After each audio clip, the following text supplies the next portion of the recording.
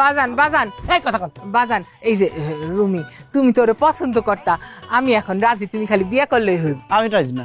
নেই আমাদের ভাই রাজি না, আমাদের স্যার রাজি না, আপনি চলে যান। আপনার একটা হাতিমার্কা মহিলা মায়ের বিয়ে করলে, বিয়ের পর আপনার মেয়ে হাতিমার্কা হয়ে যাবে। বাজান, আমার কথা শোনো, পুরানো রাগ ঝগড়া বুঝা যাও, এখন তোমরা বিয়েটা কইরা নাও। স্যার কি সেন্টিমেন্ট হয়ে যাবে, আপনি চলে যান। বাজান, মার শাস্তি কেন মাইয়ারে দিতেছো? ওরে চলে যাওয়ার কথা বলার সময় নেই।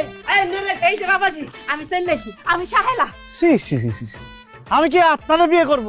হ্যাঁ, আপনার বয়সী আমার একটা খালা আছে, তাকে আমি মায়ের মতো দেখি, আর আপনি চলে আসছেন আমাকে বিয়ে করতে। ছি ছি ছি। বাবা আস্তাগফিরুল্লাহ, আস্তাগফিরুল্লাহ, কি কইলা? আমি তোমার বিয়ে করতে যাবো কেন? আমি তোমার মাইয়ারে নিয়েছি। এই দেখে দেখো, আমার পরি, আমার ডানা কাটা পরি নিয়েছি তোমার জন্য। এই পরি নিয়ে আমার সামনে থেকে এক্ষুনি উড়ে যান আপনি।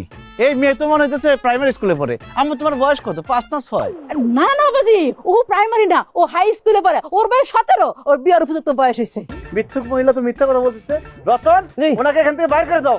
বাবাজি শোনো শোনো, একটা কথা বুঝার চেষ্টা করো। কম বয়সী মেয়ে কিন্তু পাত্রী হিসেবে খুবই ভালো, বুঝছো? শোনো, বেশি বয়সের মেয়ে তো প্রেম প্রীতিকে দেশে দিয়ে পলায় জায়গা, ভাগ্য জায়গা। আর কম বয়সী মেয়ে তুমি পাইলে ঢেলে বড় করো, নিজের হাতে ঘুরে ঢেলে বিয়া করবা, এই আর কি। আমি কি ডে কেয়ার সেন্টার খুলে বসছি এখানে যে আপনার মেয়েরে পাইলা বসে বড় করবো? Out, next. ওর মতো মেয়েটা দেখো না। এই নে রে, পরীকে উড়াই দেন, চলে যান। দেখ, স্যার স্যার আমার মেয়ে খুব